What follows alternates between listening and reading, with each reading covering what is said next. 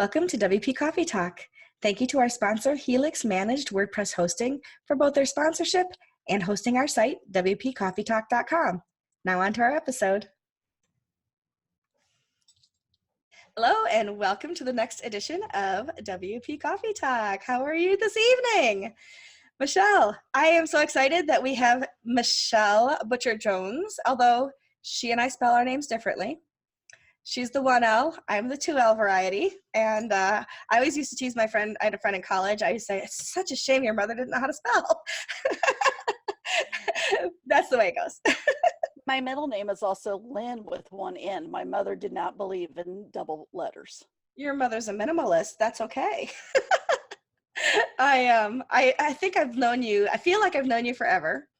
It hasn't actually been forever. It's been just a few years. But there are some people that you just meet and feel like, didn't we like grow up together? Because I swear we could just like, boom, we could not talk for months and then we just kind of get in the same room and laugh until our sides hurt sometimes. And that's you with me. I just love spending time with you. So Michele, you and I was saying before we actually got on the recording here today that I actually didn't remember meeting you for the first time, which I'm always embarrassed when I tell somebody that, but it's actually not embarrassing because I feel like I've just known you forever. And so we started going through like, was it this camp or that camp? And I said, well, I was at St. Louis last year and you were one of the organizers for WordCamp St. Louis last year. And you said, actually, weren't you in Montreal? So you and I actually, I think for the first time physically, like face-to-face met at WordCamp Montreal in 2017, which was my first time there. So yes, and that is actually one of my favorite camps, and I'm very sad that I won't be at this year. Yeah, I'm excited to go this year. So I'll be up there in just, I think, 3 weeks or whatever. That's coming up. It's coming up fast. But not as even though that's sooner than WordCamp US, I feel like we are like working so fast and hard and furious, and WordCamp US is going to be here before too long too. And we're going to talk about that in a little while, about how we're both working together on that amazing project together. But first, tell us a little bit about yourself and what you do. Well, I work for Thrive Ideas, which is a full stack agency out of Arlington, Texas. My job is to help with Peter and Zarello to run our web support team. We do mostly WordPress sites, but there again, we also have some static PHP HTML sites, some that are built on ASP.NET, some that are Joomla and Drupal and all the other kinds of flavors. And we work with the clients to make sure their sites are running well, if they have questions or updates, and to ensure that everyone's needs are being met. That's great. So you get to do a kind of a little bit of everything, it sounds like. Yes, no 2 days are the same at all, because we can have some come in that just need site updates with the plugins and themes. Some days we have hacked websites from others' hostings. Some days it's I need to build a new page. It's always something new every day. Well, when you started going down the list of all the different things, I was like, they're the 31 flavors of websites. Yes, because we also do, we build and maintain websites, but we also do SEO, PPC, social media, and now getting into Amazon SEO as well. Well, there you go. So that's a lot of stuff for sure. And would you like sprinkles on that? Maybe a cherry on the top. That's awesome. So we're definitely like Baskin Robbins when it comes to everything that we do. For sure. Well, we're going to talk about what you do a little bit later, but first we're going to go through a couple of questions. I want to see your mug. So what mug did you bring to show us today? I brought the the WordCamp Montreal's speaker swag from 2017. And the bottom of it is actually, I don't know where my chalk is now, but you would be able to write on it with chalk. And my daughter loves to take off with this mug when she makes her tea. But luckily I was able to grab it today. I have a similar mug, of course, because that's where we met. I have discovered that if you break the brick just right, you can fit an entire ramen noodle in there. Well, now that is interesting. Perfectly, cover it with hot water. You know, like a minute later, you've got dinner. And that just tells you how often I sometimes stay and work a little late. Yes. ramen in the drawer because it keeps forever, and there you go. But that mug is a perfect little soup bowl for ramen noodles. So what are you drinking in your mug today? I am actually drinking a Tiavana tea that is one of their hibiscus flavors. Not really a coffee drinker, but I do It's love okay. my different types of teas. See, Coffee Talk isn't really about coffee. Coffee Talk, I joke about the coffee aspect of it all the time. It's just about like when you get together with your friends to have a cup of whatever. Some people are like, oh, I can't be on your show. I don't like coffee. I'm like, have you been to Starbucks? They serve more than just coffee. So it's all good. But I am drinking coffee today. So I will show you my mug. You can see Oh, Piglet. it's Piglet. Yeah, I think it says time for a little something. And on the other side, we have Pooh. It's Pooh. And my daughter gave me this mug. I want to say, gosh, she's 27 now, so it must have been about 20 years ago because I remember my mom took her to the Disney store and they picked it out for me. It Aww. was either Christmas or Mother's Day. She doesn't listen to the podcast because, I do boring stuff according to her. But if she did, she would be the first person to write in and correct me on it. So, but she doesn't listen, so I'm just going to pick one and say it was Christmas. And that's what I got. And I'm actually drinking caffeinated coffee at almost 4 o'clock in the afternoon, which is dangerous, I know, but I have a lot still to do today. So Living on the wild side. I may still be awake at midnight and then, why did I do it? But that's what I got. I've got coffee with, it's a breakfast blend with some cream sugar and a little bit of vanilla flavor. So. Yes, my favorite creamer for coffee when I do drink it is the non-alcoholic Bailey's. However, 2 years ago, I got diagnosed with being allergic to dairy, and not just the lactose, but just full on dairy. So I'm not able to drink it anymore, but it is tasty. Well, you could just have whiskey. I see the dog coming down the stairs. It'll be in a couple more hours. I know, it's like I was telling you before, you were telling me about another mug. I don't want to out you, but feel free to talk about the other mug. But I did a recording on Monday that will be out by the time yours comes out because it was just a little bit before with Matt Cromwell, and I used my Give mug and I had it filled with white wine. So you can put anything in your mug you want. It's one of my favorite ones was actually a Christmas gift from Michelle Bluma that says, this might be tequila. Yeah, I love that. That's great. All right, so moving on a little bit from the mugs and the coffee, feel free to sip as often as you need to. But tell us, how did you get started with WordPress? I know we all have different WordPress stories, and I want to hear yours. Oh, well, that's a fun one. A friend of mine in town was working for SIU, Southern Illinois University, and he was writing a little plugin at the time called Better WP Security. And I was actually intrigued on starting a blog that was more centered, at that time I was a preschool teacher, on tips and tricks and funny stories of being a preschool teacher. And so I went to Chris Wigman and was like, hey, I've got this idea for a blog. And he was like, I'm going to more teach you on how to use the WordPress as we build. So if ever you decide to do more of it, you can do it on your own. And the more I learned, the more I got really intrigued in it. And as his plugin grew and was learning more about code, because at that time he would send me snippets of code and go, what does this do? And that was how I learned how to read code. And after a while doing that, I decided to do a little bit of freelance on my own, and then went to work for WP Security a lot, cleaning hacked websites. And that's where I got into the WordPress security.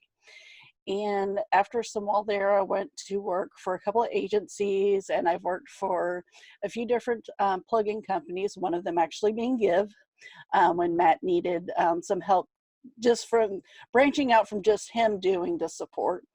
And then I've landed a year and a half ago at Thrive and absolutely loving it there. Yeah, I have seen your name on a few documents here and there. It reminds me how well connected everybody is in this community. Yeah, for anyone who actually works there, if you type in Blame Cromwell into the Slack channel, it comes back up as, I can't remember exactly what it was, but it's Like, no, don't blame Cromwell. It's not his fault. Can't blame Cromwell for anything. And that was actually put on there because of me. Well, I always wondered where that came from.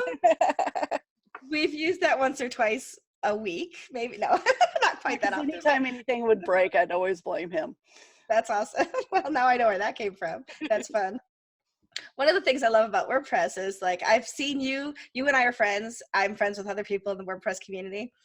And like on whether it's on Facebook, and I know that Chris Wigman's not on Facebook anymore, but when he was, and of course Michelle Bluma, like if you guys talk to each other, post on each other's pages, it shows up on my timeline as well. And it's all like, we're not just family, we're like brothers and sisters slinging hash at the table. Like, yeah, watch these peas come flying your way, because it's hysterical, the stuff that we do.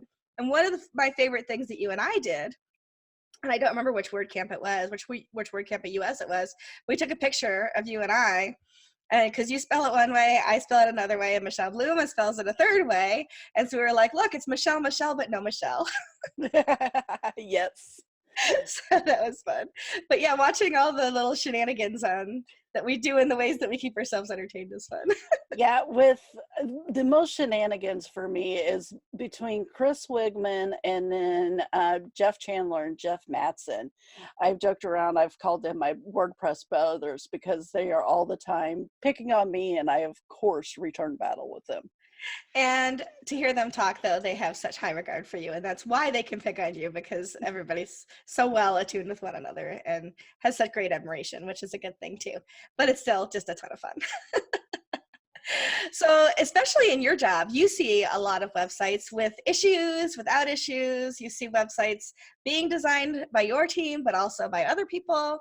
So like in that 31 flavors and everything, as you look at different websites, what are some things that you think are missing? Things that people forget to include or focus on that would make them stronger sites? And I know you did this when I told you this question earlier, so I can't wait for this answer. The biggest one, honestly, is security. It's not really thought about until something bad happens. And it's so much cheaper, so much easier to have a site built with security in mind, to be built with automatic backups happening, to teach the client that the sites do need updates and maintenance done to them to keep them secure. So I've had so many customers come and be like, well, I haven't checked on my site in a year and I don't know why, but I've got a million different torrent files in my server. And I am a big advocate for clients to be taught the basics of WordPress. On a looking at the front end of sites, the biggest things that need to happen is the site is not really technically built for the client. It's built for the viewers, the readers of the clients. And just because you might think that the site will be great, as in with red and yellow backgrounds, doesn't mean that it's going to get you a return with clients visiting and staying on the site. Yeah, no, that's very true. I think a lot of people think that they need to design for what they think is right, as opposed to really considering the audience, the site audience. So I agree with that 100%. And the security thing, even with security on it, you can still have issues, right? So there's obviously things can happen. I call this one Patient Zero. He was just hosted on my site, friend of mine, own site, never did an update. And I had 13 sites hosted in that same area. I learned so many things not to do that day and the next day and for about a week, because it took forever to clean it all up. So yeah. Yes, especially if you are on a share type hosting, one person's lack of updating can hurt many sites. Absolutely. And I'll tell you what, even after I cleaned it up, do you know where the culprit was sitting? In that stupid CGI bin that we don't even need. Yes. So I learned a lot that day. I'm just going to leave it right there. It only takes one time. Oh, for sure. Absolutely. It's like getting sued once. You'll never do, but you did that one time. It's almost more painful. So when you think back to when you started in WordPress, what's something that you wish you'd known then that you'd learned along the way? The biggest thing would be to stop being afraid of learning some things. Like when I first got into it, I was really apprehensive with local developments, with coding, with taking those next steps. And now looking back, I should have just sucked it up and went for it in the beginning. Yep, I understand that. I understand that a lot. I've been saying for about 4 years that the next thing I'm going to learn is PHP. It's still the next thing I'm going to learn because I haven't got there yet. It's not a fear as much as prioritization, but it is one of those things where it's like you want to have your head down in it, you really want to learn it, and so there is a little apprehension when you start to dive into some of those things. So, yeah, no, that's really good advice. I appreciate that a lot. Now, I don't know how many WordCamps you've been to. I know you've been to WordCamps, you've organized WordCamps, you've spoken at WordCamps.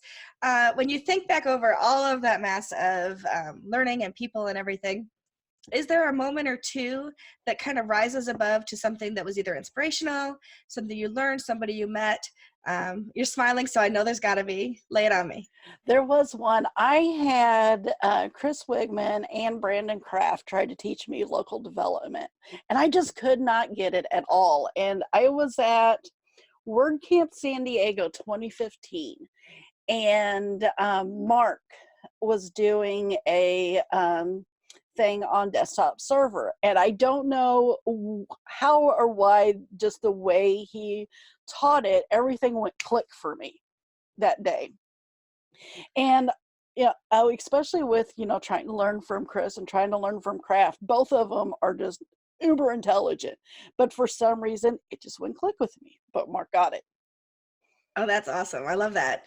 That was me with learning how to drive a standard transmission, or yeah, the standard, yeah. The stick, yeah. Stick, yeah. My mother, no way. She was so frustrated. She's like, get out of the car, I'm driving home. And that night my stepdad came home, and by the, like, within an hour I was driving, and she's like, still mad about it. All these And it's not about that one person is a better teacher than the other. It's just about how we click, and how suddenly one day it just all kind of comes into place. But I love that. I love that little aha moment that happened for you, and now you have even more at your fingertips. That's pretty cool. So tell us, a minute, just give me a couple minutes about what you do at Thrive. What do you enjoy about it? Tell us about your team, that kind of thing. And then we're going to move from there into talking a little bit about WordCamp US. My too long didn't read title is herder of the cats, pretty much. I make sure we've got a team of, let's see, 5 full-time devs and 2 part-time devs, and then there's Peter, and we've got another support specialist, Kim, and myself, who keep the support team running. We don't do any major builds. That's with another team, the build team.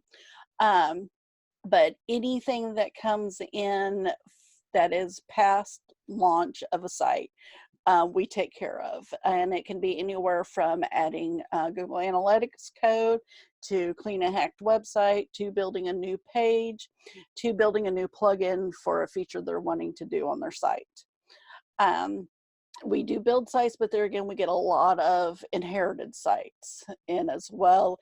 And then we have to try to go through a lot of those seams and figure out how and why it's running like it is, or if we need to redo things to make it better. My days are mostly spent answering emails from clients and other coworkers, making sure that our devs have everything they need to get their tasks done and everything is moving smoothly.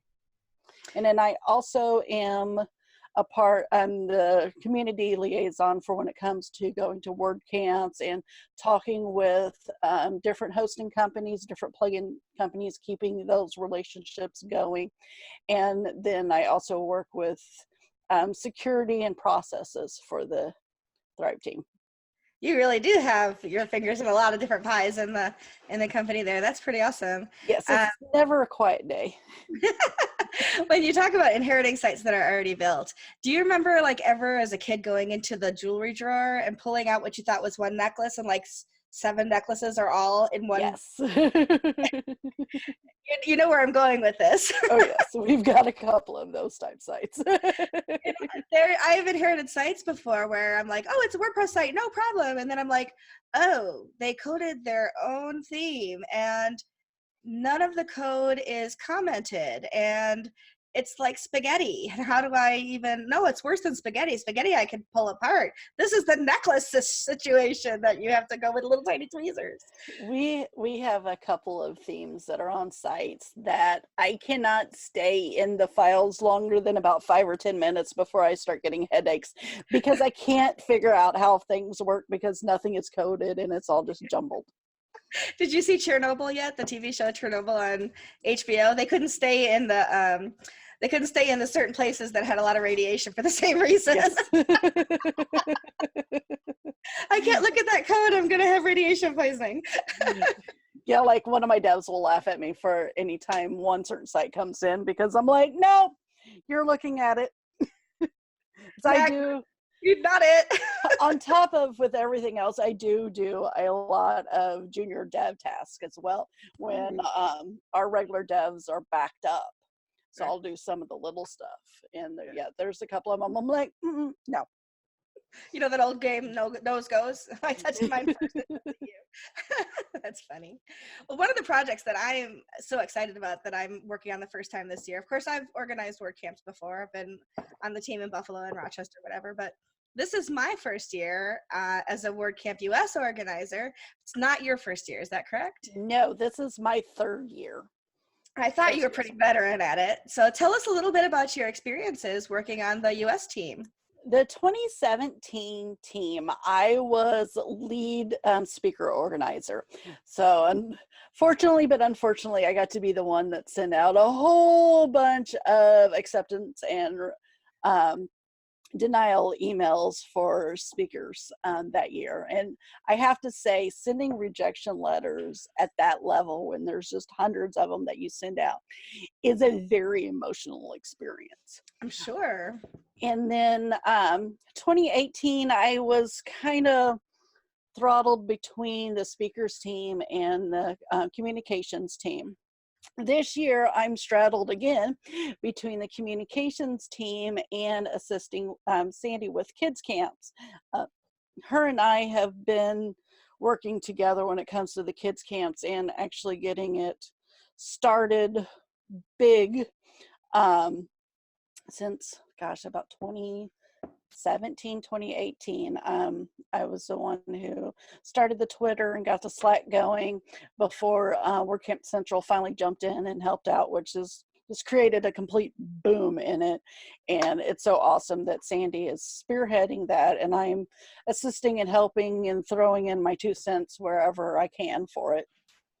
That's awesome. It's been fun to be part of that whole organization. And I know that this is the first year that we have over 50 organizers. In the past, you were what I would call a bootstrap community. So talk about that a little bit. Yeah, there was, for 17 and 18, there was only maybe about 20 of us, about 3 people per team. So we did do a lot of kind of straddling different teams and helping out where it's needed. For 2018, I helped getting Andrea Bishop going with the speakers and then jumped in with comms, especially during the camps of the live tweeting and things of that nature. And watching WordCamp Europe and how they just had a big team and things seemed to flow a lot easier because you had more hands for more man hours or people hours. Mm-hmm.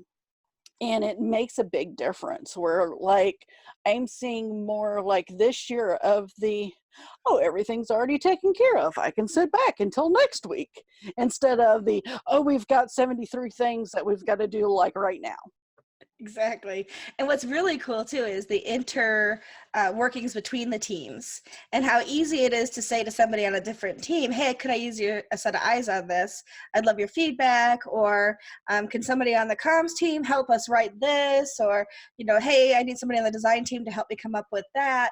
And it's not a yours and mine. It's a, hey, let's all hands on deck. We have our, our lanes, so to speak, but we're not afraid to help each other out and pull in and out of those different lanes to be able to help. And it's just been an awesome experience to watch and to be part of.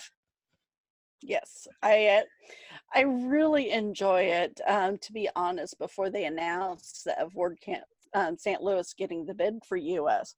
I was actually considering stepping back, letting new people come in, but St. Louis is my home camp. So I was like, I got to stay a couple more years. I'm going to wait to back out of that one. That's awesome. I'm so excited about, what are you looking forward to? What are 2 or 3 things you're most looking forward to at camp this year? I am really looking forward to the kids camp. We really talked about doing it in 2017 and 2018 down in Nashville, but there was just no space for it. Randy and I really tried to do it, and just there was no space. So I'm really excited for that to come to fruition this year. And I'm actually excited that possibly my daughter might be on one of the youth panels. She's 15 now, and she's been around WordCamps for, gosh, the past 4 years now. She's been going to some of them. And while she's not completely technical like her dad and I, she's more of the bang on the computer until it works type of person. She does like more of the design and the creativity when it comes to WordPress. That's wonderful. I'm excited about that too. I'm also excited about the fact that the venue is a little more compact. So for people like me who have some ADA issues, it's going to be easier to kind of go in and out of different areas and see what's going on. So I'll be able to see what's happening with the kids camp, and I'll be able to go back into, some of the stuff that's going on with our contributor day and things like that. So the biggest thing is the people. There's such a number of people that I only see pretty much at WordCamp US. Yeah. I feel like we need badges that say hugger or not a hugger. That actually would be great, because some people are just not huggers. I am on the fence. There's some people that I'm like, oh yes, hug, and then there's some I'm like, no, I'm good. I know. So we have hugger, non-hugger, and I'll let you know. Ask me, please. That's right. But there are certain people that I'm looking forward to some really big bear hugs. I hope I'm on your hugging team. Yes. I hope I'm okay. Okay, good. Because I feel like a little awkward if I was like waiting for the hug and you're like, I don't think so. The best time to catch me in the hugging mood is more earlier in the morning, because later in the day, it's just, there's so much stimulants that happen at WordCamp US that come about 3 or 4, like just my aura is kind of done sometimes. It's like, I need a bigger bubble. The more that the day goes on. It's like, if I'm standing back, it's because I need more space. Thank you very much. There was times at WordCamp Philly 2015 that I would be down amongst the groups and be like, yeah, shaking hands and kissing babies type thing. And then I would go upstairs for about 20 minutes and just hide and listen to quiet and then come back down again. When I am at WordCamps where I feel that way and I can't find some place to kind of like sequester myself, it's like, well, there's always a ladies' room. And you need to sit there and you're just like, yeah, like, but there's a chair and it's all mine. Absolutely. But there's always a place. There's always a way to kind of get away and put your bubble up. One thing great WordCamp US does is they do have a quiet place for those who need it to recharge. Right, because we understand that there are so many different personality types in our community that some of us just need that space to recharge, and some people like, bring it on. I want to stand in the vendor area all day and the sponsor area all day and just like take it all in. So it just depends for sure. Awesome. You ready for my rapid fire questions? Yes. Okay, because I'm really excited about hearing your answers. So first and foremost, if you were teaching somebody to build their first website, whether it was for themselves or somebody else, what are 2 or 3 plugins that you would consider a must-have plugin, whether it's a plugin specific or a type of plugin that you'd recommend? If you're going to do forms, stick with Gravity Forms. I've tried many of the others, and I always keep coming back to that. If you're more at the beginner level, I know a lot of people have beef with it, but when it comes to the range of everything, I'm a big supporter of Jetpack still for a lot of things, like especially with this monitor and publicize and the brute force. Big believer in that one. WordFence for security, I really like their scanner, and I like how they can set up for best practices. But one thing is not every site is different for what gets put on it. I always put a Kismet on all my sites. That is one that I do. But it's more of do your due diligence in researching the plugins. Don't just put on one that hasn't been updated in 3 years and there's like 17 support questions that haven't been answered yet. Because you can always find one that does similar things but is supported. Absolutely. And going to the WordPress plugin directory on WordPress.org gives you all that information. Yes. So you're able to see that. Do you use the favoriting? Do you favorite your plugins in the WordPress.org? I think I have some, but it's been a while since I've done it or since I've looked. Now it's just more of going for them. I use my favorites not just for my favorites, but I want to check that out someday and I don't want to forget it. So it's in my, and then other people are like, oh, that's your favorite. I'm like, I don't know, I've never used it. It's in there. It's in my to-do list, which is the same as my favorites list. Right, because if you know somebody else's WordPress.org username, you can see what their favorites are and you can see what their badges are and all that kind of stuff. So it's easy to kind of follow along. So I always tell people mine, I'm like, hey, you're welcome to see what I do, but it's not necessarily a ringing endorsement. For sure. Did you at any point in your WordPress journey have a mentor, whether that was official or non-official or just kind of somebody that took you under their wing? I mean, you already said Chris Wigman taught you a lot at the beginning. Yeah, definitely Chris as a mentor. I learned a lot of stuff while working under Matt at Give. And I learned a lot when I worked at Valet with Kim Lapari. And Mason James. And just, I believe with every place you work, everything you do is always a growing and learning process. And so there's been a lot of hands in my success, that's for sure. It takes a village, even if you're not a child, doesn't it? I agree. Yeah, no, there's so many people I could point to as well. But some people I've actually officially mentored, brought them under my wing and been that a kind of official person. So sometimes it's a very official kind of thing. And sometimes it's wow, there's so many people I have to thank. And it sounds like you are in the so many people to thank category, which is very cool. So let's take anybody out of the mix that you've already mentioned, since we know that you have an admiration for them already, and ask you, who is somebody else that you admire in the WordPress community and why? I know I just throttled you because I took all those people out of your list. One would be Topher Rosa. He is one who just keeps going forward, has got one of the best personalities that I've met and one of the kindest hearts. And another one, which oddly enough, they're from the same town, is Brian Richards. They both are just so full of energy and life, and both of their spouses are the same way, and just genuine loving people. And I enjoy their company. I enjoy watching how they've grown and watching just how they interact with people and how they are like some of the first ones to help people when questions are asked. Yeah, those are definitely people to admire, people who are just willing to roll up their sleeves and help each other out. Yeah, I don't know Brian, I do know Topher. And the first time I ever heard of him or met him was at WordCamp, one of the Philly WordCamp US's. I don't remember which one he spoke at, about HeroPress. And I was like, what's this HeroPress thing? And to go there and watch him tell everybody's stories is just what I try to do through this podcast too. So I kind of he's kind of, the person I looked at for how to kind of do what I'm doing here.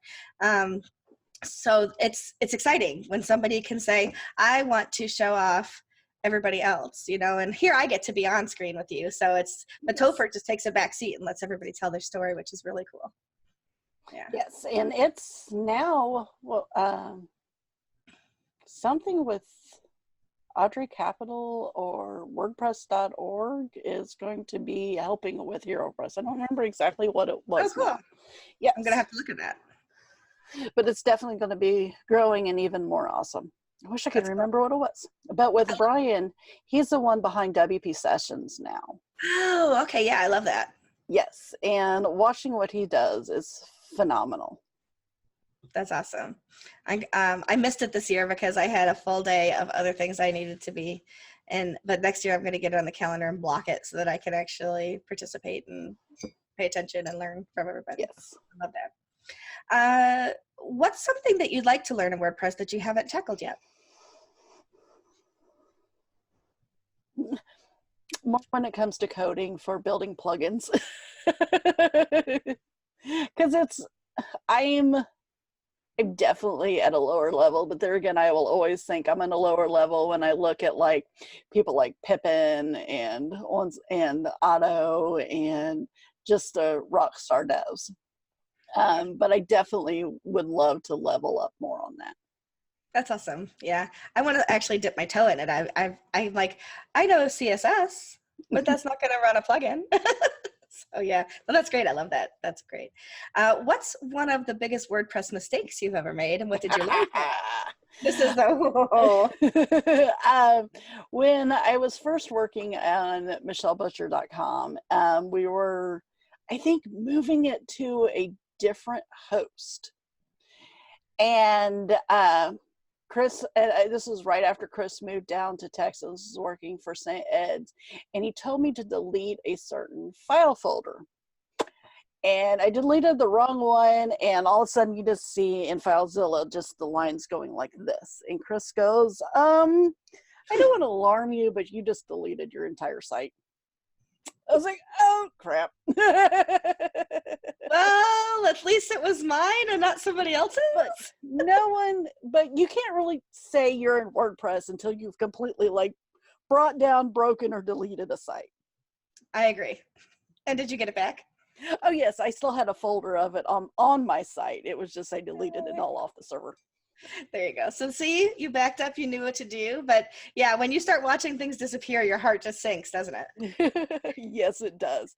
But in all of my like maintenance and security talks, you will always hear me say, having a backup means nothing is ever permanent.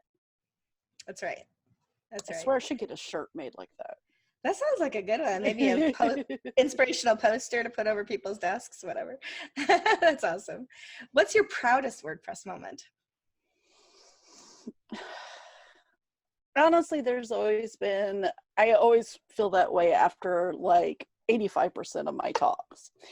But the most recent and one that just really hit home for me, I did a mental health talk at WordCamp Grand Rapids.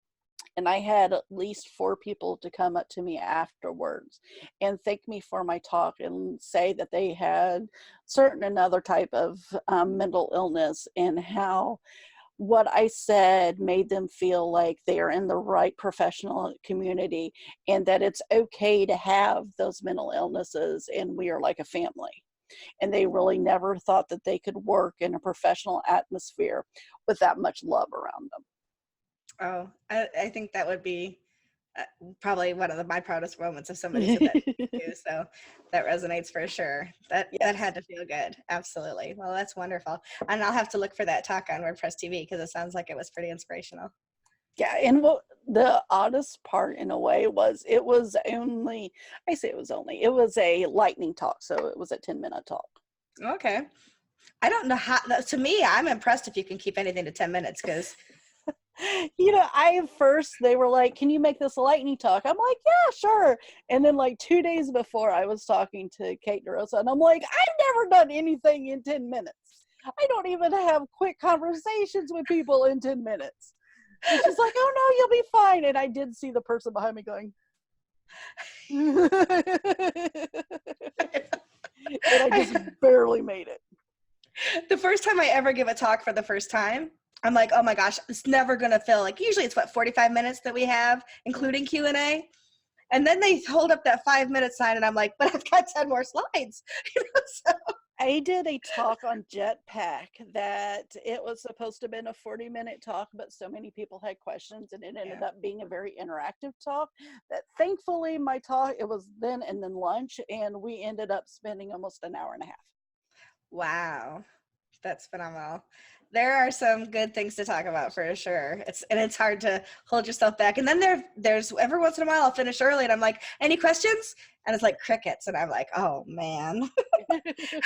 I hope, and that's when you're like, I hope the camera failed because I don't want this on WordPress TV. Like you could just Can I borrow that SD card for a second? If you weren't working in web, what's another career that you might like to attempt?